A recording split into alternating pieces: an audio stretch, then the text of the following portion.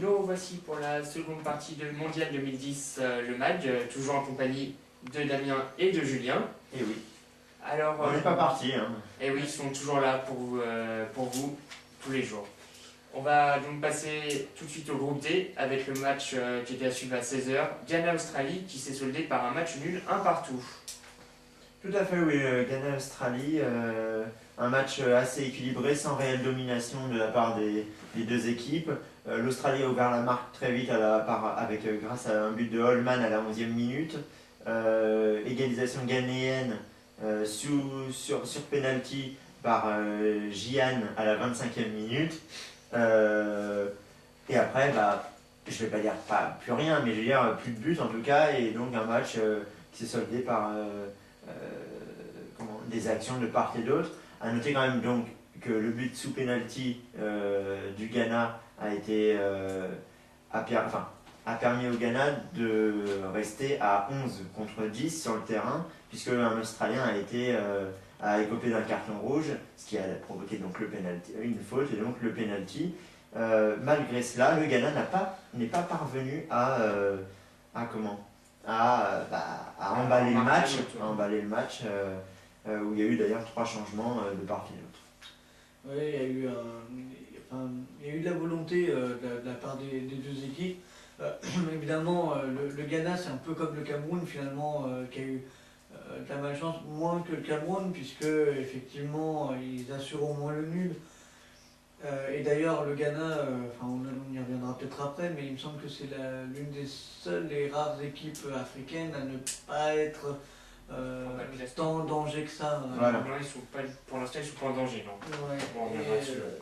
Et alors l'Australie, l'Australie, ils sont pris une déculottée assez sévère contre les Pays-Bas 4-0, si mon souvenir est bon. C'est ça. Contre les Pays-Bas, t'as dit Non, c'est impossible. C'est l'Allemagne. C'est l'Allemagne, pardon, oui, tant pour moi. Tant pour moi. Bref, elle s'est pris une bonne branlée par l'Allemagne, hein, et bon, en même temps, elle s'est bien fait venger après. Oui, ouais. Avec le 1-0 de la Serbie. Voilà. Et l'Australie, finalement, n'est pas d'une équipe si nulle que ça, on peut le voir. Elle a joué comme elle a pu, donc réduite à 10. C'était vraiment intéressant. Et puis c'est une équipe qui arrive à montrer des belles choses. Mais c'est vrai que oui, c'est deux équipes que j'aime bien, on en avait déjà parlé. Mais l'Australie dans ce mondial me déçoit. Enfin, sa défaite face à l'Allemagne largement. Là, un match nul face au Ghana. Si on regarde les statistiques, ça fait 22 tirs pour le Ghana avec 8 seulement pour l'Australie. C'est quasiment le triple. 6 corners pour le Ghana, 1 seul pour l'Australie. 3 cartons jaunes pour le Ghana, 1 pour l'Australie. Bon, là, c'est à l'avantage des Australiens. Mais un carton rouge pour les Australiens qui a permis donc d'égaliser, au Ghana d'égaliser. Possession de balle, 50-50. Ah oui, ça c'est, on ne peut pas faire plus. Voilà, donc c'est vrai que c'est vraiment un match équilibré, malgré que. Donc en gros, on peut dire que l'Australie a. Ludo va nous dire ce qu'il en a pensé, tout ça au niveau des classements. Donc, effectivement, c'était un match où il y avait de l'action. Pour les personnes qui voulaient pronostiquer sur ce match, c'était pas évident parce qu'il y avait de l'action en permanence, soit du Ghana, soit de l'Australie. C'était un bon match également. Et donc pour revenir en global sur le groupe D, avec ce match en plus, le Ghana est donc premier de son groupe avec 4 points. Donc pour l'instant ils ne sont pas trop en danger. L'Allemagne deuxième avec 3 points. La Serbie également 3 points, troisième. Et l'Australie, la Serbie 3 points, troisième. Et l'Australie 1 point et bonne dernière de son groupe. Donc l'Australie n'est pas en bonne posture pour l'instant. Ouais. Et donc justement, avec un premier à 4 points, un dernier à 1 point, tout est ouvert, quoi. C'est vrai. Avec quand même un avantage pour ceux qui ont effectivement 4 et 3 points. Voilà. Logique, hein. Plus tu engranges de points, vite, plus les Pays-Bas savent quelque chose. Alors on va tout de suite enchaîner sur la deuxième partie de cette deuxième partie, justement. Voilà. Consacrée à une page spéciale sur l'équipe de France, messieurs, sur le fiasco de l'équipe de France. On va en parler un petit peu, on va dire. Alors, on a rarement vu ça. Hein. On n'est pas vieux, mais c'est assez surprenant. Ouais. Qu'est-ce qui se passe dans cette équipe de de, France? il paraît qu'il n'y a pas eu d'antécédent aussi fort. Mais c'est un malaise qui est un peu plus profond et qui perdure depuis quelques mois.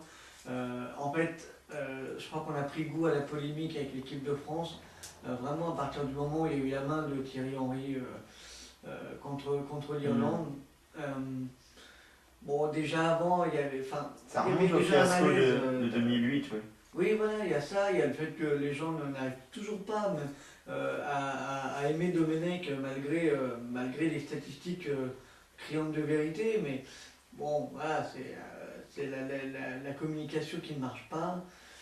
Bref, tout ça, et donc du coup, là, pour cette campagne 2010, le problème, ça a été la main de Thierry Henry, et puis des tas d'autres affaires voilà, un peu plus sombres et obscures de proxénétisme, soi-disant, hein, parce que ça va un peu loin. Et puis oui, voilà, la fameuse affaire de Nicolas Anelka qui Clôture. Hein. Oui, comme on l'avait vu, il marchait sur le terrain, donc déjà, il ne respectait pas les consignes du coach, de Raymond Domenech. Je parle comme si j'étais le joueur. Bref, voilà, avec une insulte assez cinglante à son égard. On a juste pu lire ce matin dans la presse, enfin hier matin, pardon. Oui, hier matin.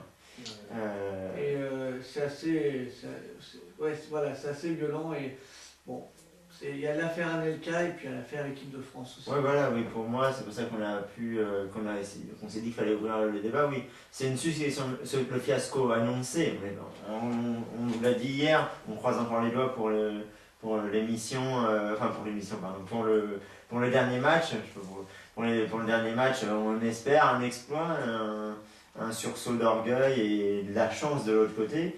Mais oui, ce fiasco était quasiment annoncé, quoi. De l'Euro 2008, où on a maintenu Domenech, que la Fédération française de football, via Escalette, a voulu donc le maintenir malgré l'échec de 2008, parce que, et je pense qu'ils avaient raison à l'époque, du fait de la réussite de 2006 et des paroles de Domenech qui disait je prépare la Coupe du Monde 2010, etc. etc. Tu l'as dit, la main de Thierry Henry qui a fait parler, qui a fait de la polémique, etc., qui nous a fait qualifier de justesse. Et puis après, il y a eu une sélection à 30, à nouveau réduite à 23. Puis Lassana Diarra en montagne, qui est un des cadres de l'équipe de France depuis 2006, oui, il me semble, même, ou 2008, qui redescend, qui a été éliminé de la sélection, pas parce qu'il est mauvais, mais parce qu'il a eu un problème physique. Carasso qui s'est blessé en Afrique, on a demandé si on pouvait changer de gardien, finalement on ne peut pas, donc on n'avait plus qu'un groupe de 22, et maintenant l'affaire Anelka, comme on le sait, comme on l'a tous lu, qui a fait que maintenant on n'a plus qu'une équipe de 21, un groupe totalement dessoudé, des insultes qui passent de gauche à droite, Evra qui parle de traite au sein même du staff ou de l'équipe, enfin bref. Le fiasco, on peut dire, si on remonte les étapes, était quasiment annoncé malheureusement. Il aurait peut-être fallu faire des changements bien avant, ou alors changer de méthode, changer de taille, de technique, je sais pas ce qu'il faut faire, mais c'est assez désolant et malheureusement c'était prévisible. Quoi. Tu en penses? Il y a aussi, je pense que c'est aussi un problème de mentalité française.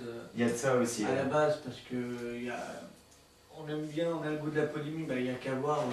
Parce qu'il y a un truc que tu as oublié de citer, ça a été l'exemple avec Ramayad qui critiquait leur hôtel.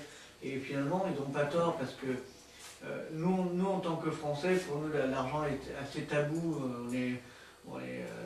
Pour nous, c'est vraiment quelque chose de privé. Enfin, on ne touche pas à ça. Et donc, du coup, on apprend qu'ils vont dans des hôtels clinquants, qui sont payés des fortunes pour courir derrière une balle, comme disent les détracteurs du football.